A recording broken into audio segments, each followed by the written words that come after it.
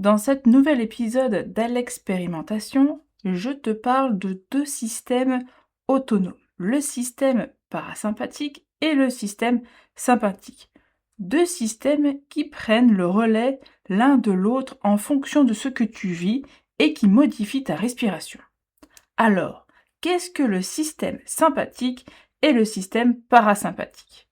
Lorsque tu respires lentement, profondément et régulièrement par le ventre et par le nez, en mobilisant le diaphragme, tu envoies un signal au cerveau indiquant que le corps est en sécurité, ce qui active le mode repos. Et le système parasympathique est activé, il est donc responsable du repos, mais aussi de la digestion et de la récupération.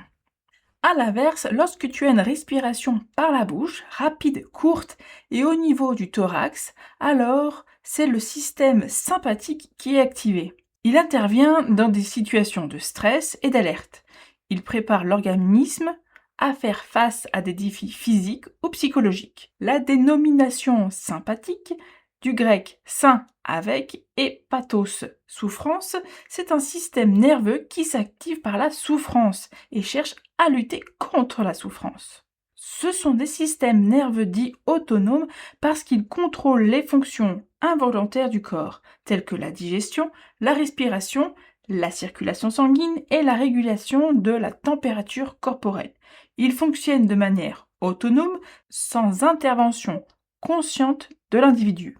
Mais tu peux intervenir consciemment sur ces systèmes en intervenant consciemment sur ta respiration grâce à des techniques de respiration. J'ai choisi de t'en présenter deux pour activer le système parasympathique.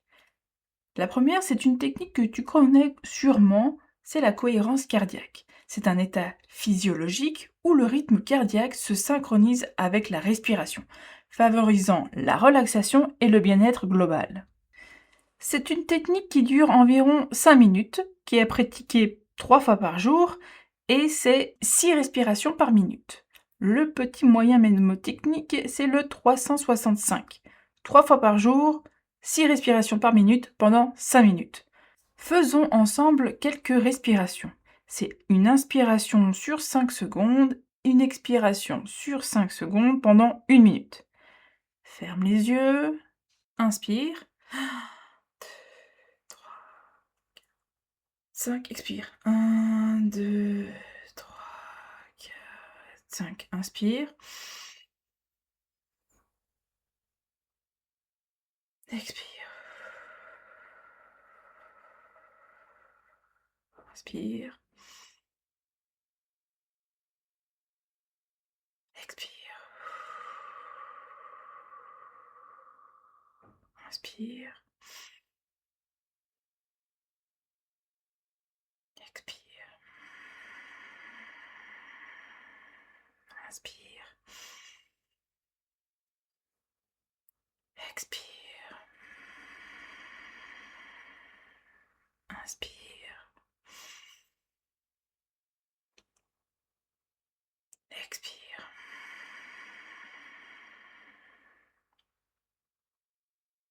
Et prends une grande inspiration. Garde les yeux fermés et observe ton corps, ta respiration, tes émotions. Est-ce que tu as commencé à ressentir les effets? Je t'invite à pratiquer cette technique 3 fois par jour, 6 respirations par minute pendant 5 minutes, surtout en période de stress. La deuxième respiration est une respiration que j'ai appelée d'urgence. C'est la respiration parachute. Je l'utilise pour reprendre la maîtrise de mes émotions et revenir dans le moment présent. Elle est composée d'une inspiration par le nez, par le ventre, puis par la cage thoracique, un blocage de la respiration sur 3 secondes, puis un relâchement en laissant sortir l'air des poumons par la bouche sans retenir ni forcer. À la fin de l'expiration, une petite rétention de la respiration jusqu'à l'envie de respirer pour reprendre une grande inspiration normale. Allons-y. Inspire complètement par le nez, dans le ventre, puis dans la poitrine. Bloc. 1, 2, 3 et relâche sans contrôler ta respiration. Retiens en bas et jusqu'à la première envie de respirer, respire. Respire normalement. On reprend, inspiration. Bloc. Voilà. Je retiens.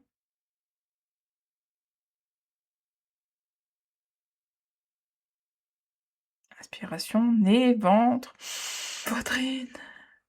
Bloc. Voilà. Retiens. Et respire normalement.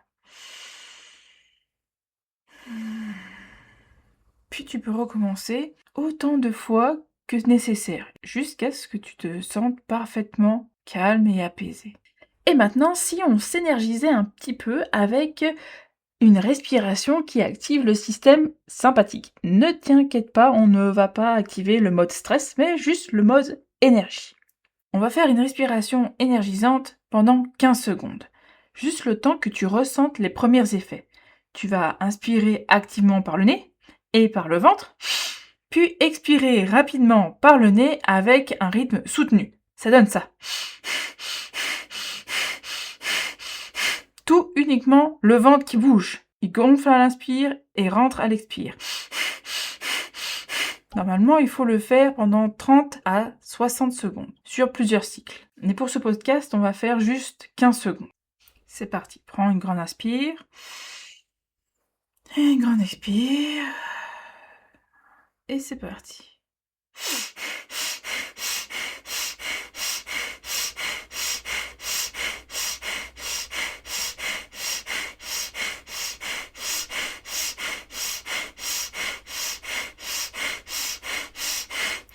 Grande inspire. Et grande expire. Est-ce que tu sens comme le corps il a commencé à chauffer, comme le cœur a commencé à s'accélérer? Peut-être même as-tu ressenti un début d'énergie, de fourmillement dans les mains? Cette respiration augmente l'éveil et la sensation d'énergie. J'ai une dernière petite respiration à te proposer. C'est la respiration du feu, Kapalabhati. Attention, cette respiration, elle n'est pas recommandée pour les personnes avec une hypertension non contrôlée, des problèmes cardiaques, épilepsie et une grossesse. Dans cette respiration, l'expire se fait par le nez, rapidement, énergétiquement, en contractant le ventre. L'expire se fait passivement. La contraction du ventre va expulser l'air et le relâchement va créer l'inspiration. C'est le contraire d'une respiration normale. Je te montre. Inspire. Expire rapidement en contractant le ventre par le nez. En relâchant, j'inspire. Je contracte. Je relâche. On va faire 20 expires. Donc on inspire. Expire rapidement. Et je relâche.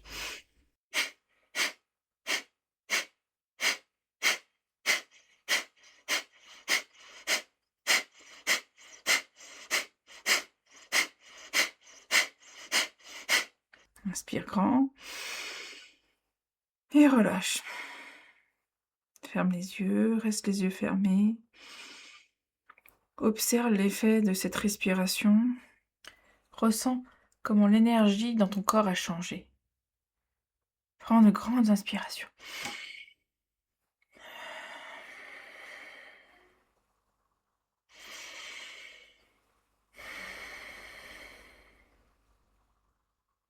Ta respiration est un maître discret. Elle nous enseigne qu'il existe un temps pour accélérer et un temps pour ralentir, un temps pour agir et un temps pour se déposer. Tu peux passer de l'inconscient au conscient. Il n'y a pas un meilleur système qu'un autre.